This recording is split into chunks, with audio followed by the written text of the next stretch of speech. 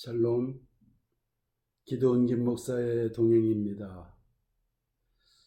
우리가 요즘 주기도문을 함께 알아보고 있는데, 오늘은 그 주기도문 내용 중에서 우리가 우리에게 죄 지은 자를 사하여 준 것 같이 우리 죄를 사하여 주옵시며 라는 부분에 대해서 함께 알아봅니다. 본문에는 죄의 문제를 다루고 있습니다. 하나님 앞에서 우리의 죄, 또 인간관계 속에서 서로에게 짓는 인간 사이 죄, 두 가지 문제를 다루고 있는데, 그 두 가지 문제가 서로 연계가 되어 있다고 말씀하십니다. 어떻게 연계가 되어 있고, 그리고 그 죄의 문제를 어떻게 기도해야 될 것인지 오늘 함께 알아봅니다. 먼저 하나님에 관련되어져서 우리 죄에 대한 문제를 알아봅니다.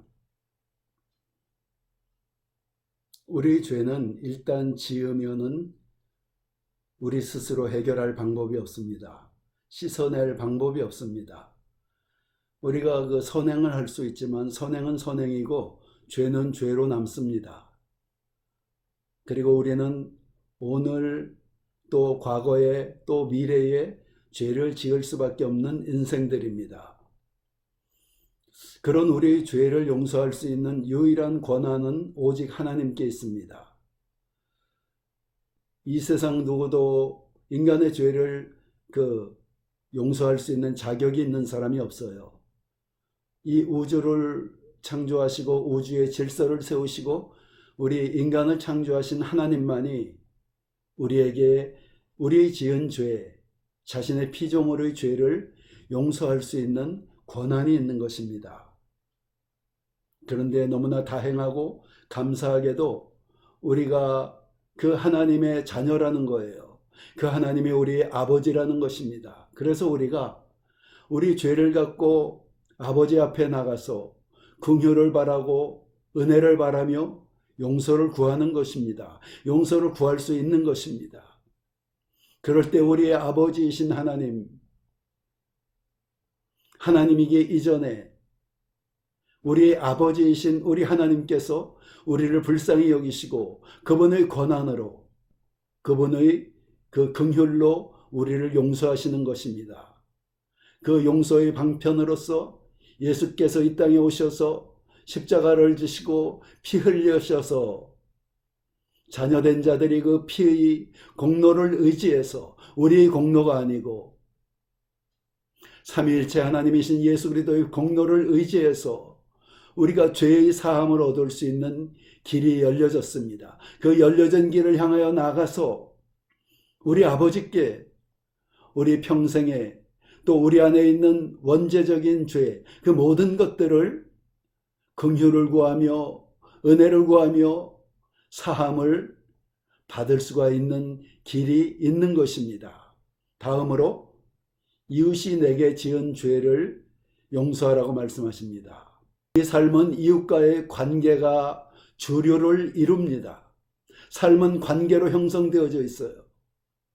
그 관계 속에서 우리는 서로에게 상처를 주고 피해를 주고 그것은 죄입니다.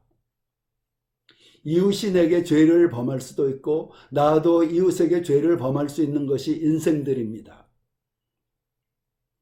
그러므로 우리가 이웃이 내게 하는 실수, 상처, 피해, 그런 것들을 이해와 관용과 그 사랑으로 용서해야 되는 것이 우리의 도덕적 책임인 것입니다. 우리는 이렇게 생각할 수가 있습니다. 나는 적어도 저 사람같이 악하거나 못되지는 않아. 저 사람은 내게 너무 심한 거야. 그때 우리는 한 가지 기억해야 합니다. 하나님이 우리를 용서하실 때 아무 조건 없이 그냥 긍휼히 여기셔서 은혜로 아무 그 대가를 바라지 않고 용서하셨다는 것입니다. 그와 같은 하나님의 마음으로 우리도 이웃을 용서해야 되는 것이, 성경의 10,000달란트의 빚을 탕감받은 어떤 사람의 비유를 우리가 알고 있지 않습니까? 어떤 사람이 10,000달란트의 빚을 그 왕에게 졌어요. 그 1달란트를 요즘 현대인의 환율로 계산을 해보면은 1달란트는 약 20억입니다. 그렇게 계산해 볼 때 10,000달란트는 약 20조예요. 그러니까 도저히 갚을 수 없는 엄청난 빚을 왕에게 지은 것입니다. 왕에게 호소합니다. 제가 갚을 수가 없습니다. 용서해 주세요. 왕이 불쌍히 여기셔서 그 모든 빚을 탕감해주고 아무 조건 없이 풀어줬어요. 이 사람이 나가다가 친구를 만났습니다. 자기에게 약 100데나리온의 빚을 진 친구예요. 요즘 돈으로 환산해보면 1,000,000원입니다.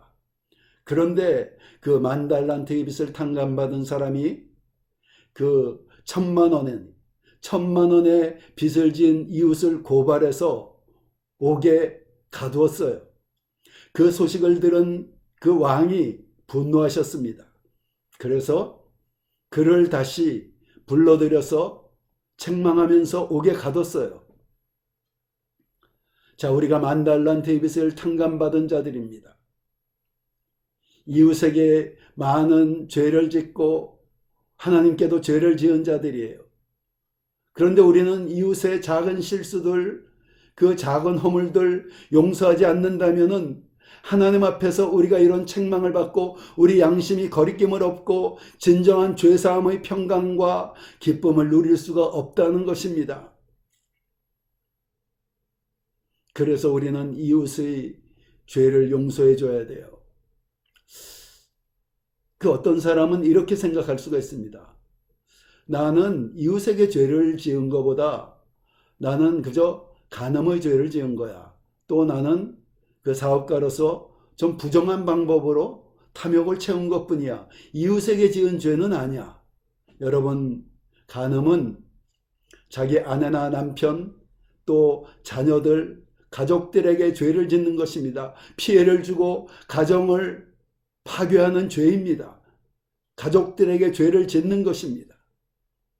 또 여러분 그 어떤 부당한 방법으로 그 자신의 탐욕을 채웠다면은 그 사람은 열심히 일하고 성실하게 일해서 누군가 그 보상받아야 될 그 어떤 물질들을 탈취하는 이웃에게 짓는 죄가 되는 것입니다.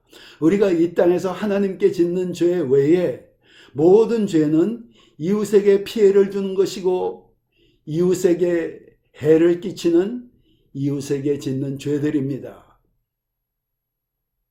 그러므로 우리가 이웃에게 죄를 지을 수 있는 가능성을 가진 자들로서 또 하나님께 10,000달란트의 빚을 탕감받은 자들로서 이웃을 용서해야 되는 것입니다. 조건 없이 용서해야 되는 것입니다. 내가 하나님께 용서받았듯이 이웃을 용서해야 돼요. 아무 조건 없이 오직 긍휼과 은혜로 값없이 용서받았듯이 우리는 이웃을 이해하고 용서하고 관용하고 그 이웃의 죄를 용서해야 되는 것입니다. 도저히 용서할 수가 없습니까?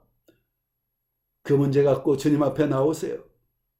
주님, 제가 이 사람 도저히 용서가 안 됩니다.